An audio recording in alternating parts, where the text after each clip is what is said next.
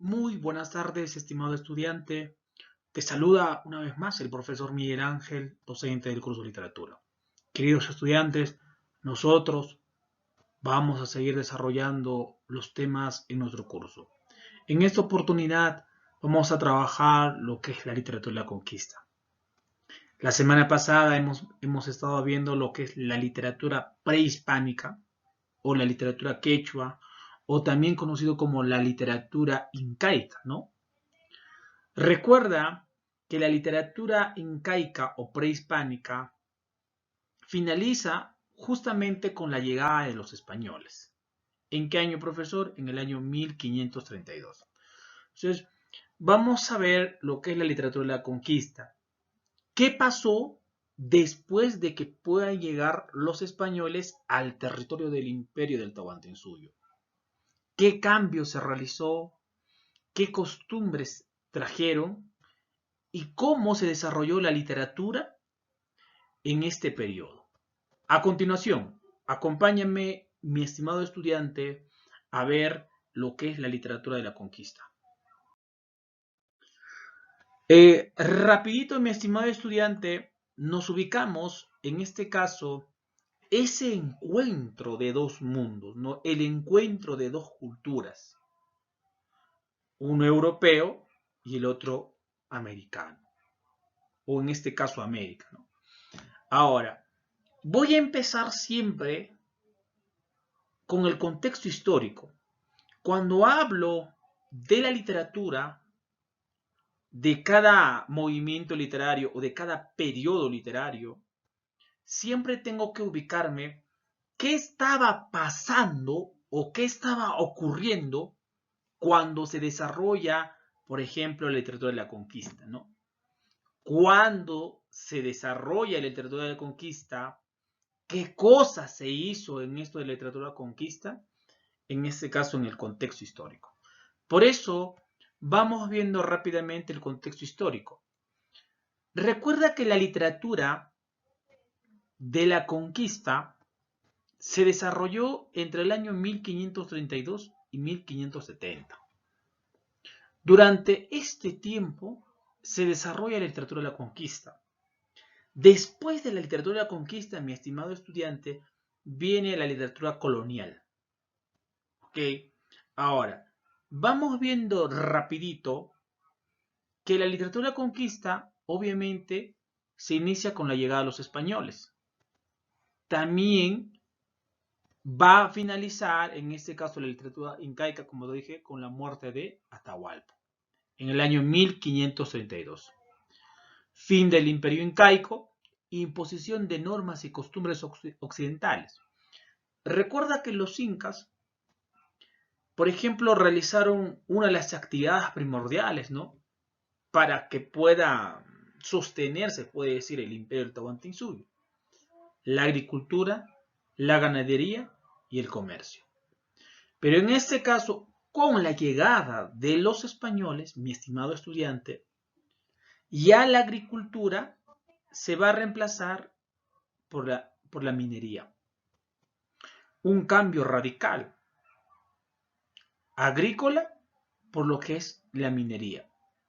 Ahora, ese cambio fue violento. Por eso acá nos habla bélico.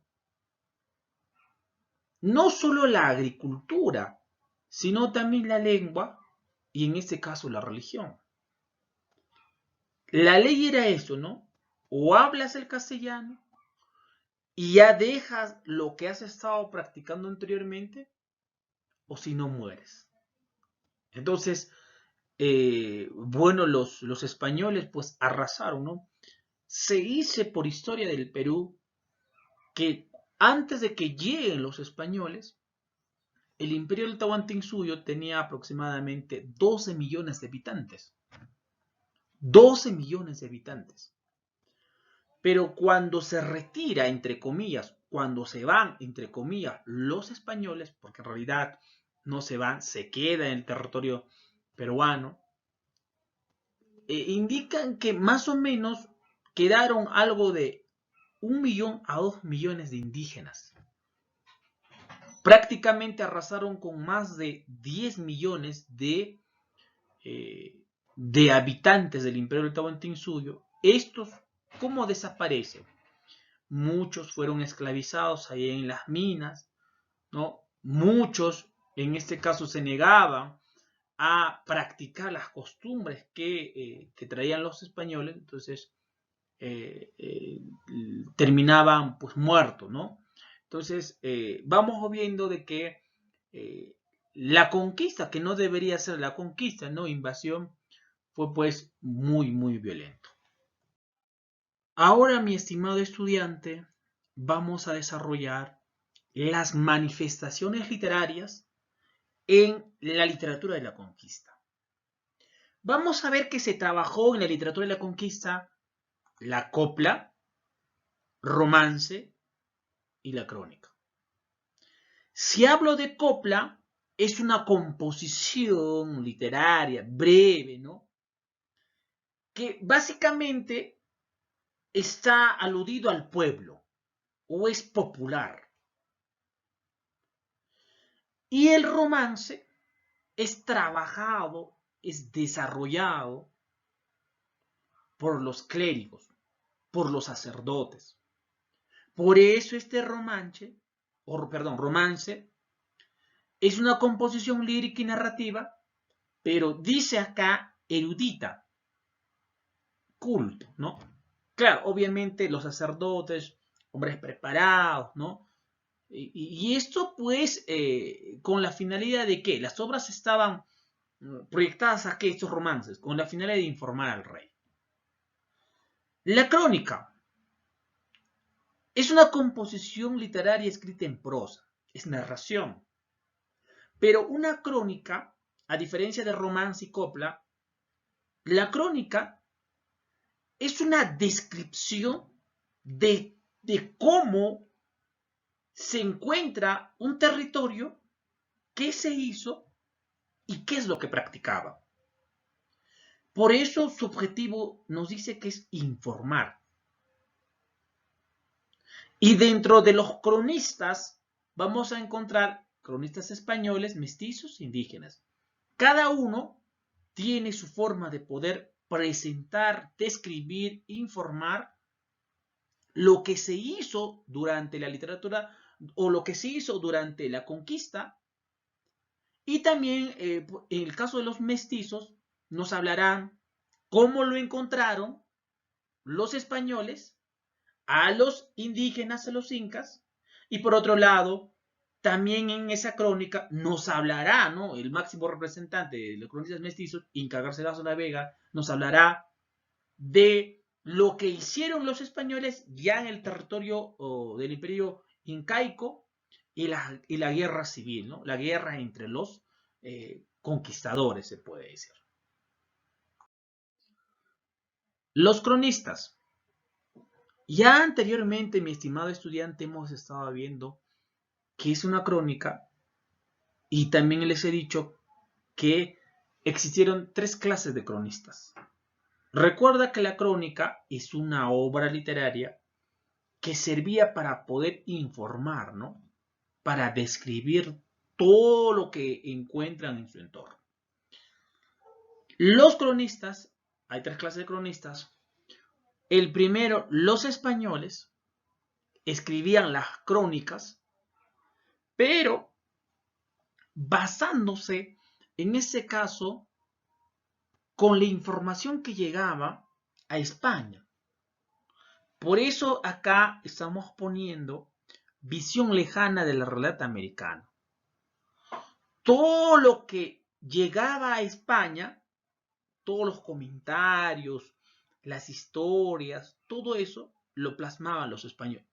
Ojo que los cronistas españoles no se encuentran en el territorio peruano, sino de España plasman las obras, ¿no? Estas crónicas. Dentro de los cronistas españoles vamos a encontrar a Pedro Cieza de León con su obra o con su crónica El señorío de las Incas y Crónicas del Perú. El más sobresaliente, vamos a decir, dentro de los cronistas españoles. Vamos con el segundo cronista, mestizo. Si hablo de un cronista mestizo, quiere decir que tiene descendientes o rasgos tanto indígenas como españoles, no mestizo. Ahora, acá me dice integración del quechua y castellano. Claro que sí. Dentro del grupo de los cronistas mestizas, vamos a encontrar a uno de ellos que es el máximo representante, hay que dominarlo, el más conocido. Si yo hablo en la literatura de la conquista, hablo de copla, hablo de romances, hablo de crónica. Pero de los cronistas, el que sobresale, y siempre debo tener como referencia, es a Inca Garcilaso de la Vega. Un cronista que como madre tiene a una indígena y como padre tiene a un español, a un militar español. Entonces, vamos viendo que Inca Garcilaso de la Vega escribe su crónica, ¿no? En este caso, Comentarios Reales de los Incas, donde va a hablar no solo del español, sino también va a hablar, en este caso, va a hablar de su descendencia por parte de su mamá. Es muy importante entonces, mi estimado estudiante, ver esta realidad del cronista mestizo.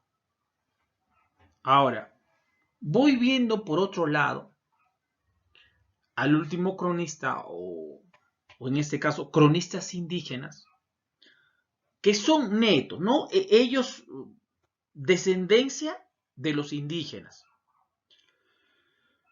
Vamos a ver de que Inca Garcilaso de la Vega no defiende ni el uno ni el otro. Por ejemplo, su obra Comentarios Reales de los Incas, que lo vamos a ver después de esta diapositiva, después de ver su biografía de Inca Garcilaso de la Vega, vamos a ver de que está dividido en dos partes. Y que esta obra, la primera parte, nos va a hablar referente a todo lo que es a los incas, sus leyendas, sus costumbres, porque él escuchaba esas narraciones, relatos de sus abuelitos, pero por parte de su madre. Y por otro lado, en la segunda parte de la obra Comentarios Reales del Inca, vamos a ver, mi estimado estudiante, que en este caso nos va a hablar netamente de la conquista. ¿Qué hicieron los tres socios? ¿Cómo sometieron a todo este imperio? Ahora, entre las indígenas, cronistas indígenas, vamos a ver que narra la época prehispánica y colonial. El máximo representante del cronista indígena es Felipe Guamán Poma de Ayala, con su obra Nueva Crónica y Buen Gobierno de los Incas. Ahora, quisiera que en esta parte puedas entender, mi estimado estudiante, que Guamán Poma de Ayala va a escribir esta obra literaria, esta crónica, y en su crónica va a adjuntar dibujos, como una especie de evidencia, se puede decir. Muy bien, esos son los tres cronistas. Vamos a ver ahora al máximo representante de los cronistas mestizos, a Inca Garcilaso de la Vega. Su verdadero nombre, Gómez Suárez de Figueroa. Dejó las armas, se dedicó a la cultura y se ordenó sacerdote. Finalmente empezó a escribir crónicas, su máxima obra, Comentarios Reales de los Incas. Entonces, bueno, él, como su papá es un militar, viaja a España y bueno, pues forma parte, ¿no? Ahí, pero al final deja todo eso y termina siendo sacerdote. Vamos viendo con lo que es rápidamente la biografía, sus obras de Inca Garcilaso de la Vega. No hay que olvidarnos que pertenece Inca Garcilaso de la Vega a la época de la conquista. Su nombre inicial, hemos dicho ya, Gómez Suárez de Figueroa, con ese nombre le bautizaron. Considerado el mejor cronista mestizo, precursor de las letras peruanas, padre de las letras americanas. Entre sus obras vamos a encontrar Diálogos de Amor, que lo publicó en el año 1589, La genealogía de García Pérez de Vargas, 1596, La Florida del Inca, 1605, y en este caso aparece Comentarios Reales, ¿no? La primera parte fue publicada en el año 1609 y la segunda parte 1617. Ahí está, mi estimado estudiante. Entre los premios que él obtiene, mejor cronista peruano, primer mestizo biológico espiritual de América. Cultivó en este caso el género narrativo, ¿no? Crónica. Ahí está, mi estimado estudiante. Entonces, a grandes rasgos hemos visto a lo que es sus obras, sus características de Inca Garcilaso de la Vega. Vamos a ver en este caso su obra más representativo, por decirlo así, Los Comentarios Reales. Y esta obra se divide en dos partes, como te dije. En la primera parte, como te he mencionado, mi estimado estudiante, explica el origen del imperio incaico, literatura, sociedad, arte, todo relacionado a lo que es a los incas, ¿no? En este relato o en esta primera parte de la obra está dividido en 9 libros, ¿no? Que ha sido publicado en 1609, exalta el sistema incaico. No quiere dejar de lado a su papá, ¿no? Entonces, tiene que relacionar algo, ¿no? Con lo que es la conquista. Es por eso que aparece ya la segunda parte. Que en este caso, la segunda parte tiene 8 libros. ¿Ok? Publicado en el año 1617 y acá narra las relaciones que se dan en torno a la invasión española y también las famosas guerras civiles, ¿no? Entre ya los españoles. Justifica la conquista española con el mero hábito de servir a la corona y esperar, en este caso, la aceptación y todo lo que traen los españoles al territorio incaico. Bueno, muchachos, eso es la literatura de la conquista. Espero que me hayan entendido y nos vemos en este caso en nuestra videoconferencia. Muchísimas gracias, jóvenes. Que Dios los bendiga y nos estaremos viendo en el próximo video. Cuídense.